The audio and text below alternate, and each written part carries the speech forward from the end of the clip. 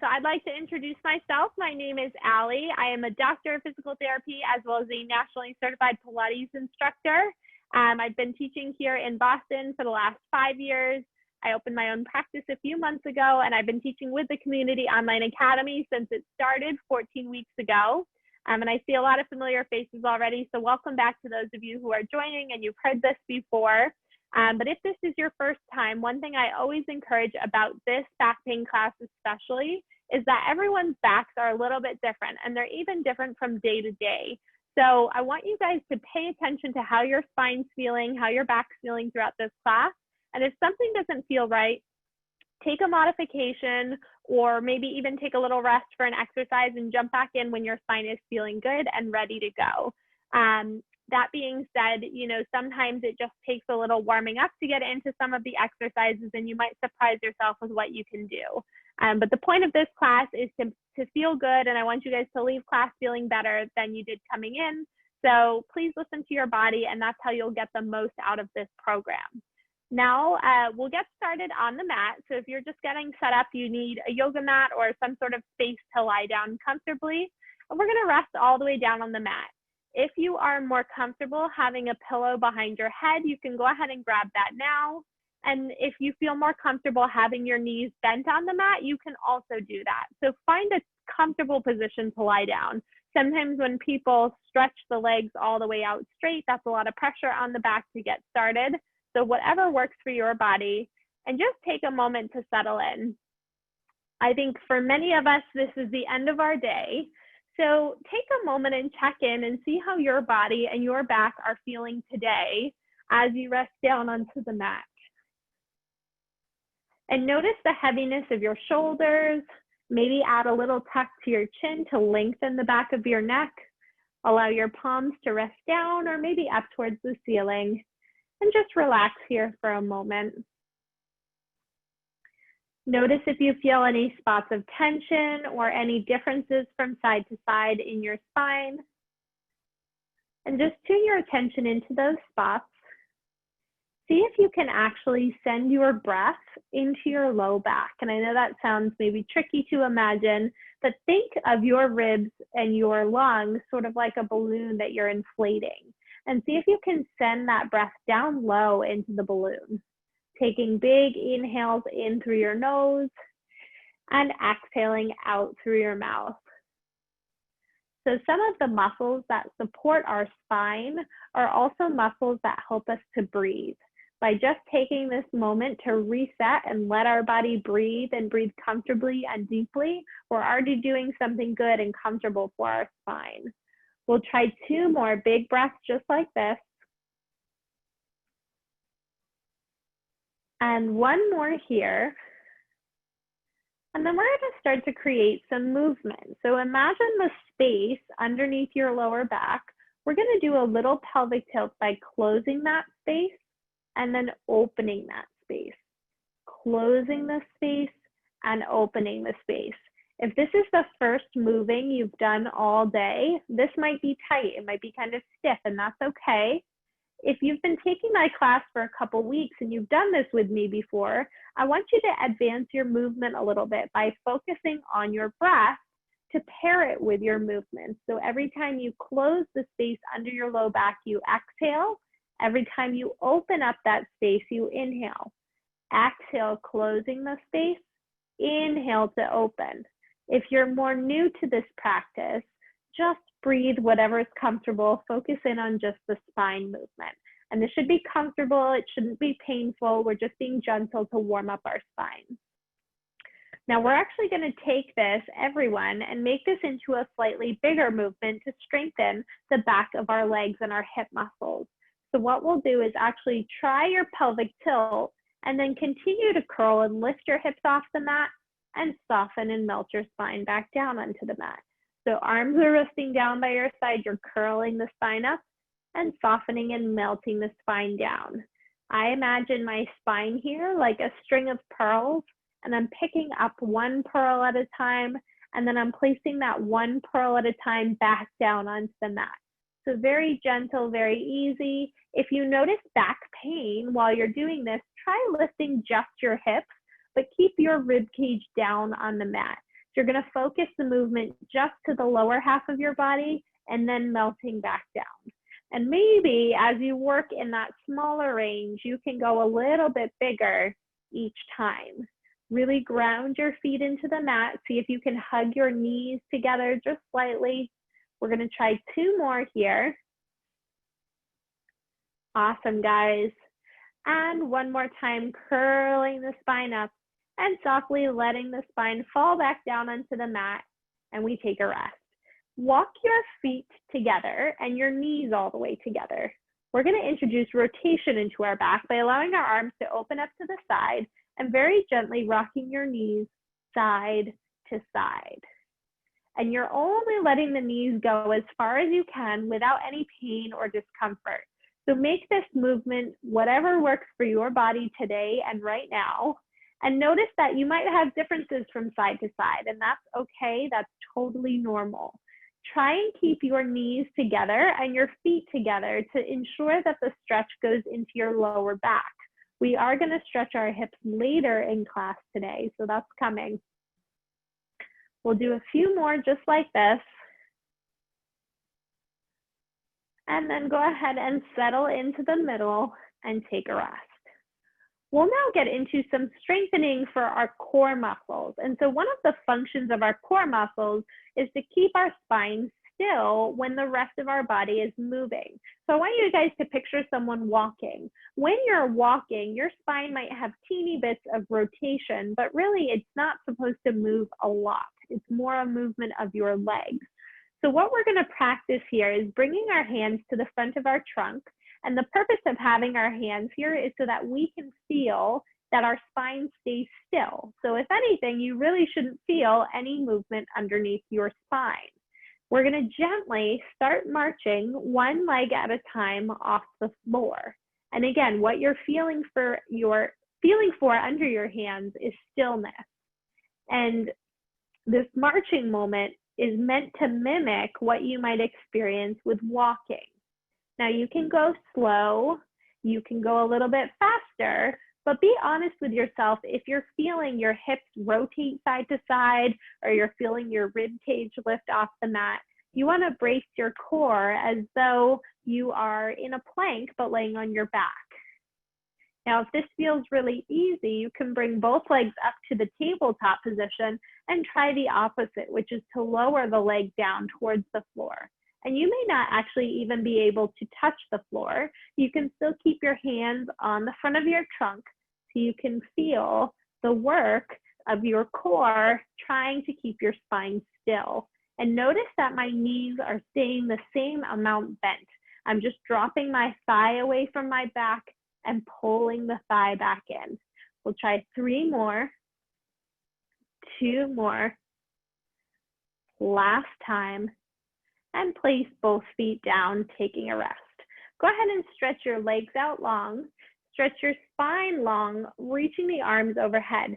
We're gonna come up to a seated position, and if you know you cannot sit up from this position, go ahead and press yourself up to a seat now, but go ahead and give this a try if you can, reaching the fingertips up to the ceiling, looking down towards your toes, and curling the spine all the way up to a tall seated position. So that's the second function of our abdominals, is to actually help us create movement like a sit-up. So we're going to go into a little bit of hamstring stretching, but before we get there, I want to highlight that if you have sciatica or you have symptoms of pain down into your legs that start at your lower back, you're going to bend your knees softly. Same thing goes if you have very, very tight hamstrings, and when you sit, your sitting looks like this because your hamstrings are so tight. I want you to be able to sit up nice and tall. So if that means bending your knees a little bit, go ahead and do so now. If you can sit nice and tall with your back straight, like you're sitting up against the wall, nice work. Go ahead and find that here. So we're gonna stretch our hamstrings next, but I think you guys have probably imagined hamstring stretching to look something like this. And that can actually be quite compressive for our spine. So we're gonna try and do a more flat hinge back stretch. So hands are down on the floor, and you're gonna bend your hips forward, keeping a flat back until you feel a stretch in the back of the legs. And I already feel a tremendous stretch here. You don't have to go super far. Even if your knees are bent, keeping your back flat, you can almost imagine flaring your tailbone behind you, and you'll feel that stretch right into the hamstrings. Now, the reason we have the knees bent for sciatic symptoms is because your sciatic nerve runs right down the back of your leg, very close to your hamstring. And so by bending forward, you can actually pull on the nerve and irritate it a little bit. Keeping a soft bend in the knees takes the pressure off the nerve, but it still allows you to feel a stretch in your hamstring. So we'll hold this stretch for just another moment. And then we're gonna come on up to an all fours position. So from here, we'll flip over. Hands are gonna go directly underneath our shoulders and knees directly underneath our hips. For knee sensitivity, roll up your mat a couple of times. You can add some padding underneath your knees. For any wrist sensitivity, go ahead and lower down onto your forearms. So just find a comfortable position for your spine. And we're gonna work through a cat-cow. So I like to imagine rounding my spine, letting my head hang down, lifting my rib cage up into my belly, and then dropping down, lifting my heart and my head, letting my back arch. This should still be within your spine's comfortable range of motion. And what I want you guys to highlight today is moving not just from your low back, but from your upper back as well. So see if you can create some symmetry in those curves, feeling your shoulder blades round and your shoulder blades dropping together to let your upper back arch a little bit as well. Maybe in this position, you want to also explore a little side-to-side movement from your hips. So you can picture closing the space between your ribs and hips on each side to very gently rock side to side. From here, we're going to settle somewhere right in the middle and find our neutral spine, which is a flat back. So that flat back in your upper back will stay nice and still. You may have a small curve in your lower back to follow the natural curve of your spine. So we're going to try and stabilize our spine now when our arms are moving. So we practiced earlier when we were walking. Now we're going to practice as though we are reaching for something on a high shelf. How can we protect our spine? So what we'll do is reach our right arm directly out to the side and just hold it there. Try and reach a little bit farther to the right. Palm is facing down and you're just holding it. And I know this can be a surprising amount of core work just to hold this position. Unlock your left elbow, get tall through the top of your head, try reaching a little bit farther to the right, and we hold for 8, 7, 6, 5, 4, 3, 2, and 1, lower down. Now we're gonna stay on that side to add in a little stretch for the upper back. So once again, reach that right arm up to the ceiling. You're gonna thread your right hand underneath the left one, bend your elbow, let your head and neck rest down. Open up the right arm up to the ceiling, and then come all the way down, dropping your head and neck to the mat. You can always keep a soft bend in your elbow. Like I said, this is really a stretch for your upper back. So if you can't stretch your shoulder that far, that's okay. You're still gonna get the benefit of this exercise. But if you want to add in that big shoulder stretch as well, go ahead and do so here. We'll do one more with a little hold. So reach all the way up, rotate down, drop your head down with a little hold, and take a deep breath here, looking over towards your knee, towards your opposite hand. And then we'll come back up through the center. We're gonna try the opposite side now. So reset and find your neutral spine. So shoulders down away from the ears, head is long, finding that small flare of your tailbone and lifting the front of your ribs up and away from the floor. Go ahead and reach the left arm straight out to the side. Unlock your right elbow, reach a little bit farther to the left, as though there's something just out of your reach that you're trying to grab. Keep your palm facing down, your neck is long, your rib cage is lifting up away from the floor, and we hold and breathe for 10, 9, 8, 7, 6, 5, 4, 3, 2, and 1. Bring your hand down, take a moment's breath, and then we'll go right into that stretch for the upper back on the left side. So reach your left arm up to the ceiling, thread your left hand underneath your right arm, let your head and neck rest down onto the mat, and then once again, follow that hand with your eyes, reaching up to the ceiling. Because this is an upper back stretch and our upper back connects to our rib cage, it's ever so important to find your big breath. So if you were holding back with your breathing, now's the time to really add it in, give it the biggest breath you have during this stretch. We'll do one more on this side with a hold. So reach up, find that big stretch, dive your hand underneath, let your head, neck, and shoulders rest down. Hold here for a big breath in and a big breath out. And then gently bring yourself back up to the all fours, and we're gonna lower down onto your stomach. So you can rest all the way down, and if laying on your stomach is sensitive for your low back, you can put a pillow underneath your hips here. And it's normal to feel some tightness in your lower back in this position because most of us spend so much time bent over in sitting. So this is a full position of extension. Go ahead and separate your feet just slightly and place your hands flat down on the mat. So your palms are facing down, and we're going to start to very gently lift the back. And maybe you're comfortable only lifting the upper back, and that is fine. Maybe you're comfortable pressing and lifting all the way up into your low back. So work within what feels good for your body.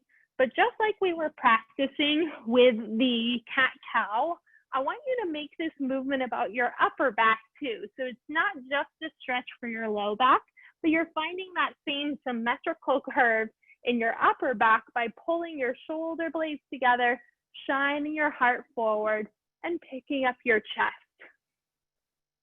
You have the option to always choose to hold that stretch. I tend to like to continue to work in and out of this movement because it creates a little bit more blood flow through the body. So if you're feeling a little bit stiff, it may be helpful to continue to move up and down. We'll try about 3 more here.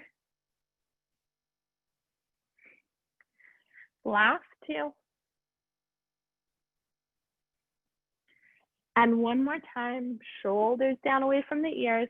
And rest all the way down. Good. So I mentioned before that we were going to get into a little hip stretching. So we're going to try that now. Make a pillow with your hands and turn your head to one side, keeping your knees a little bit wider than hip distance. Go ahead and bend both of your knees. From here, you're going to windshield wiper your legs from side to side. And I know this looks similar to what we did earlier in class laying on our backs. The difference here being that most of the stretch is going to go into our hip joint. This stretches our hip into internal and external rotation. So those rotation movements are a component of almost everything that we do in our day-to-day life. So even something simple like a squat has elements of this rotation. And so restrictions here can make a lot of different movements tricky. But I encourage you guys to work within what's comfortable for your body and just notice if one of your sides feels much tighter than the other. And maybe we spend an extra moment or 2 later on in your day stretching through these muscles. One more time to each side. And then we'll stretch the legs out long. We're also going to take this opportunity to do a little quad stretch here. So I like to prop myself up just slightly with my left forearm, and I'm going to reach my right hand back towards my right toes. Now, if you cannot reach your toes, go ahead and try this in standing. So you can stand up and hold on to something for balance, and you're going to reach for your toes.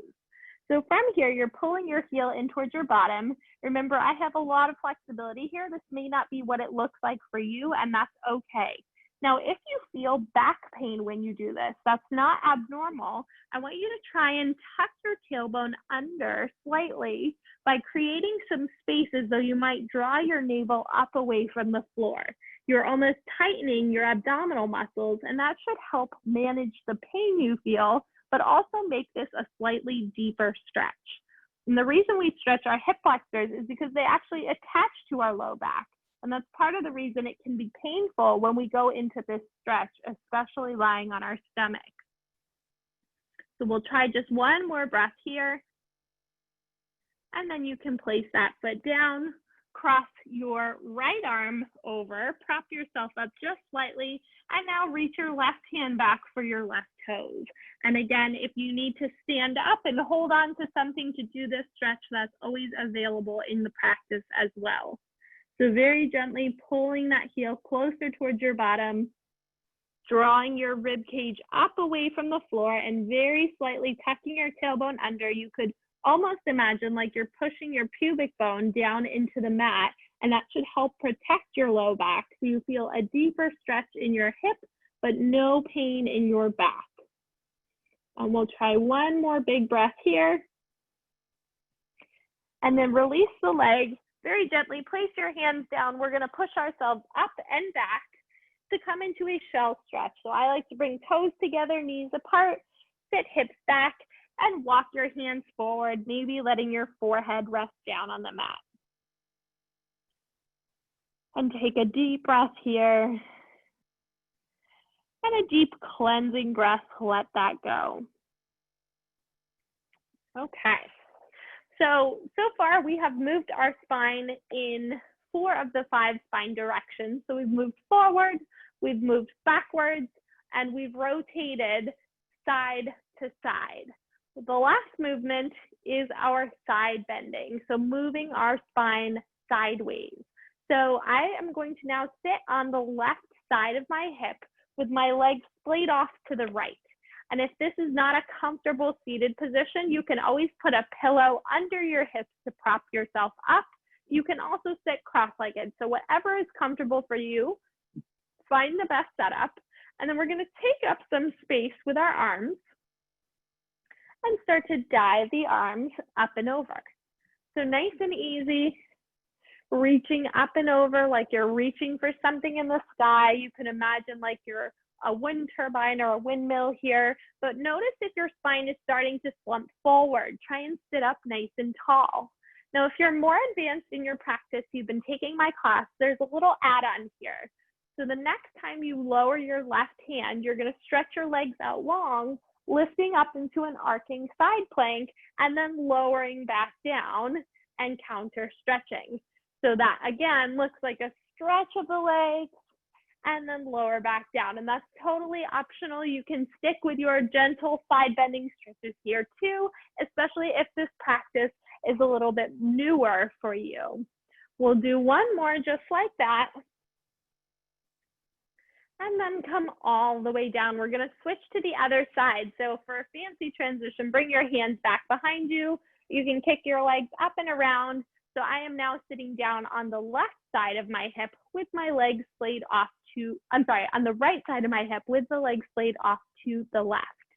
So sit your spine up super tall, open up your arms, take up as much space as you can. Imagine you're leaning right up against a wall and start to dive up and over. And this should feel comfortable. This should feel good for your spine. It might feel like a stretch, but it shouldn't be painful. So if it is painful, just make your range of motion a little bit smaller here. Work slowly into it, and hopefully with this continuous movement, it gets to be a little bit more comfortable as you work. If you would like to build on this exercise, the next time your right hand is down, stretch your legs out long, reach up and over, and then slowly come back down. And again, right hand comes down, you reach up and over, stretch, and come all the way down. We'll try 2 more like that. Excellent. And last time here. Good. Okay. So we are going to talk a little bit about ergonomics with the work from home setup.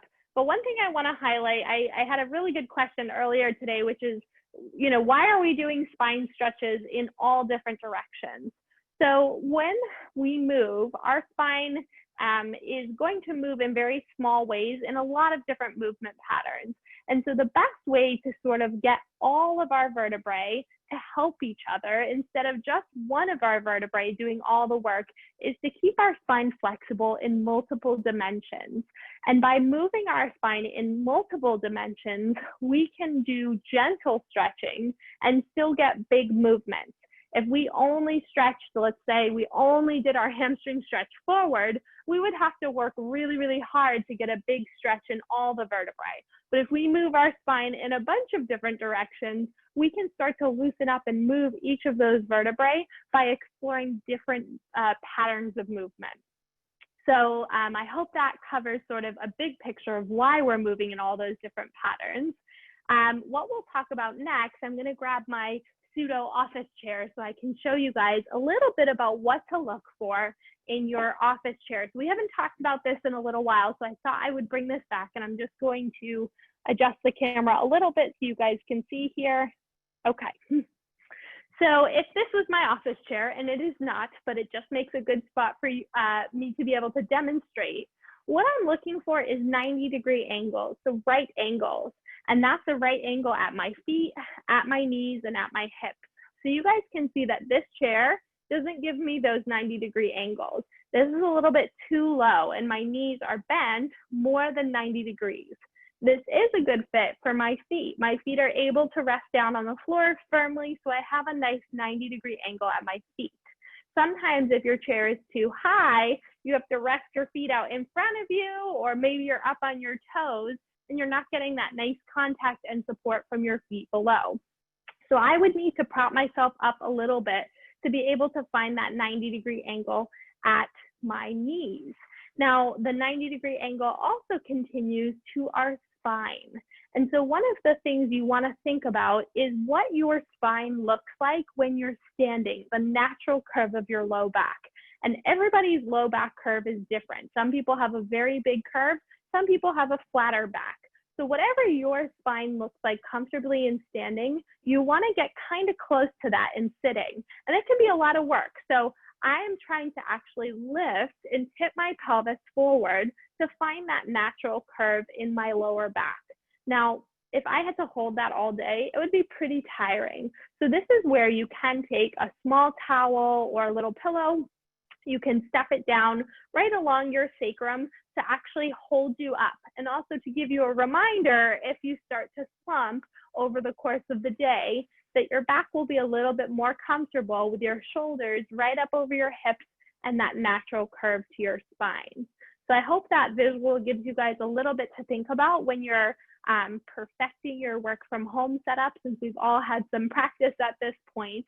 There are certainly a lot of different chairs and different cushions that you can add to make these things better, but those are the rough dimensions, nice, easy 90-degree angles that you should be looking for. So with that being said, I'd like to take a moment to answer any additional questions that you guys have about back pain, about this class. I will check quickly to see what is in the chat now. So one question here, can I do the windshield wiper exercise while sitting in a chair? Yes, definitely. I think what is different is that you'll get a slightly smaller range of motion because you are depending on, your weight bearing through your hips. So when your body weight is coming down into your hips, their capacity to move and stretch is a little bit less than when you're laying on your back. You don't have the body weight into your hips in that same way, so they might be a little bit more free to move, but you can certainly try that. Are there any neck exercises to help upper back pain? So we do focus this class in on lower back pain. I have a whole class that's specific for neck and shoulder pain, and you can find that class on the Video Hub. I will try and actually post the link to the Video Hub where you can go back and search. We do a lot of stretching for the upper back and neck in that class, but we did actually do one stretch today that is specific to that, which is the one I will show one more time here, on all fours while you're reaching up and threading your hand underneath. So that's the best one to address upper back soreness. So another question here, what's the best stretch for my IT band? So I wish you guys were in my class earlier today. I know I have so many classes, but we talked a lot about the IT band in my foam roller class. So there's a whole one called Managing Back Pain with a Foam Roller. You can also go back and look for that, but I will answer a couple things here. So the IT band, the latest research is showing that the IT band actually does not have a very good capacity to change its length. And that's because it's mostly a ligamentous structure, and ligaments are not something that stretches, they're a fixed length. So the best way you can address the IT band is actually stretching these small muscles up here on the side of your hip. You have the glute med, you have the TFL, which is the tensor fascia lata.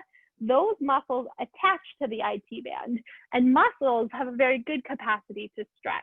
So if you can focus in on stretching and mobilizing those muscles on the sides of your hips, you can make a change to how your IT band feels. So we actually used in the foam roller class a foam roller to address those muscles on the side of the hip. So that may be worth checking in on as well. Let's see here.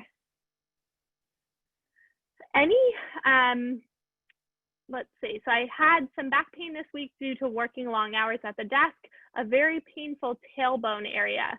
Are there any stretches or exercises that are good for that? So everything we did today to keep your spine nice and flexible is going to help your tailbone. The tailbone itself isn't something that really is designed to be stretched or to be weight bearing. And so if anything, you want to get the rest of your spine more mobile to take the stress away from your tailbone.